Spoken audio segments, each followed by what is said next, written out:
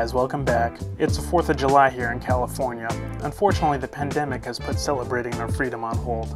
But that's okay because today we're going to show you 2 ways to perfectly cook up a great steak in the comfort of your own home. All you need is steak, butter, and salt. And to add a little more flavor, garlic, pepper, rosemary, and thyme. Any kind of hearty herb will do.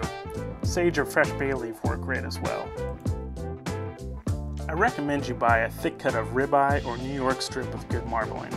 Costco has a great selection. It's a break. But really any piece of meat will do, from your cheap chuck steaks to your $1,000 cuts of A5 Japanese Wagyu.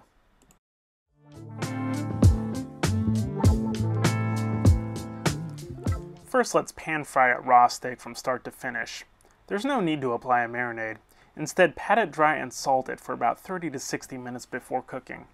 Almost like a mini dry aging session. What will happen is water from the inside of the steak will be drawn to the surface. Make sure to pat it dry one more time right before cooking. This will enhance the flavor of the steak and also dry out the surface layers for optimal searing. Alrighty, enough science stuff, let's get to the cooking part.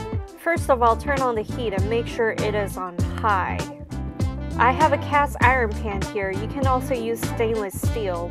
Pour some neutral flavor oil in the pan. I'm using avocado and coconut oil blend. It has a pretty high smoke point. You can also use canola oil. When the pan starts to smoke, it's time to drop in the steak. And that loud sizzle is exactly what you're looking for when you're frying your steak. It's a good indication that your pan is nice and hot and it's going to give us that caramelization that we want. So I kind of move my steak around here and there. It's totally fine. It's going to help it brown evenly. And for a steak like this, you want to fry it for about 3 minutes per side and then flip it.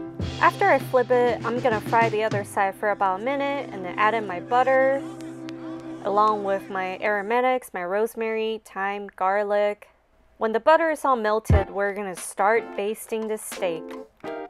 So what you want to do is you want to tilt your pan back and forth and then use a big spoon and then keep spooning that butter over onto your steak and then repeat that several times.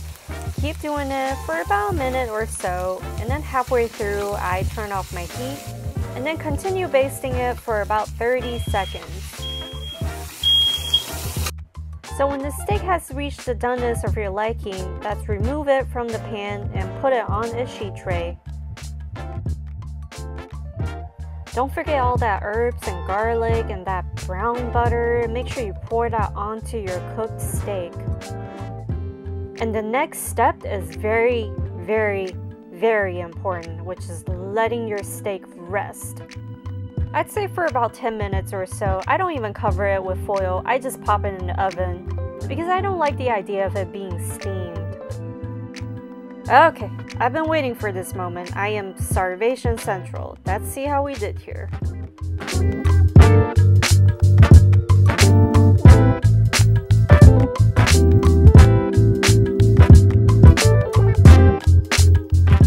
And there it is. Perfect medium rare, all the way pink on the inside. Look how juicy it is. And guys, you see how there's barely any meat juice on the cutting board? That's because the steak was rested properly and the juices solidified during the resting period. I know it is very tempting to just eat it right off the pan because it smells so good with the garlic and herbs, but really make sure you let it chill for a little bit before you do that. And trust me, the wait is worth it.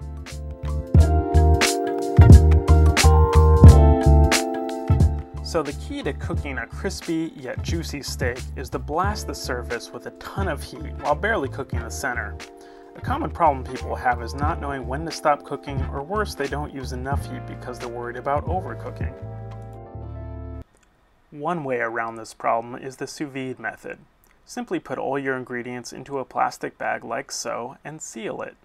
Then place the bag into a hot water bath and set it to a precise temperature using the sous vide stick.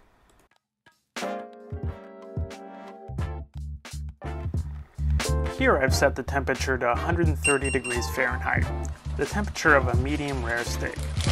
It will finish cooking after an hour, but you can leave it in for longer to imbue it with more flavor if you want. It doesn't matter because it won't overcook. I let this steak cook for 2.5 hours. Then I kept it in the fridge overnight. Now I'm going to wipe it off and throw it directly onto the hot pan. It's not necessary to bring it to room temperature first. The colder the steak, the more rare the center will be after a good sear. Again, this steak is already cooked, so I'm just looking to give it some color. That's it. The only purpose of the sear is to give it that nice crust, which this otherwise perfectly cooked steak doesn't have yet. A common myth is that searing locks in moisture to make the steak juicier. That is false. What makes a steak juicy is minimizing internal cooking. And because the steak I have here is already cooked all the way through, I want to completely avoid cooking the inside of the steak. So I'm just going to do about a minute each side. But let's say I was cooking a raw steak. How do you know when it's done cooking?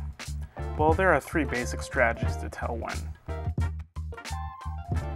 The easy but inaccurate way is to just do 2 to 3 minutes aside and hope for the best. But the strength of your flame and thickness of your meat will add a lot of variability. The easy and accurate way is to stick a meat thermometer into the center of the steak as it's cooking. But make sure to take the steak off the heat 10 degrees Fahrenheit before it reaches your preferred doneness, because the residual heat will continue to cook the steak even after it leaves the pan. The pro way is to poke the meat and feel for its level of doneness as it's cooking. Some people say when it feels bouncy like your cheek, then it's done. But not everyone's cheek feels like a medium rare steak.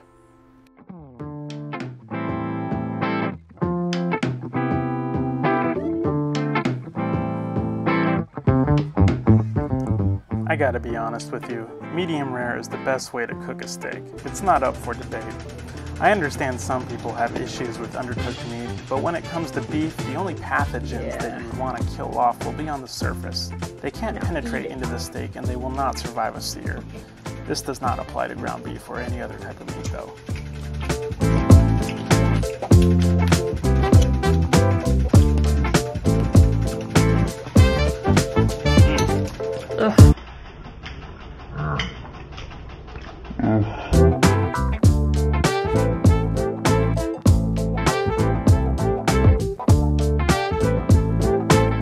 Let's take a look at both the finished products. The left one is the pan-fried version and the right one is the sous vide version. They actually both look very similar. They also taste very similar, but the sous vide version is slightly more tender because we cooked it in a warm water bath for 2.5 hours. The pan-fried one has a little bit of chew to it, but still super tender. Overall, they both taste great. It's just one of them takes a little longer to prepare than the other, so it's really up to you which method you want to use.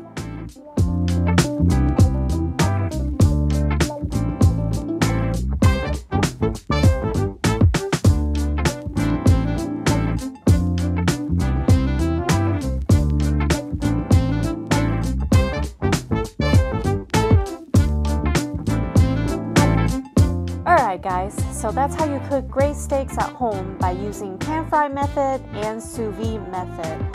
Give it a try and let us know what you think, and we will see you in the next video.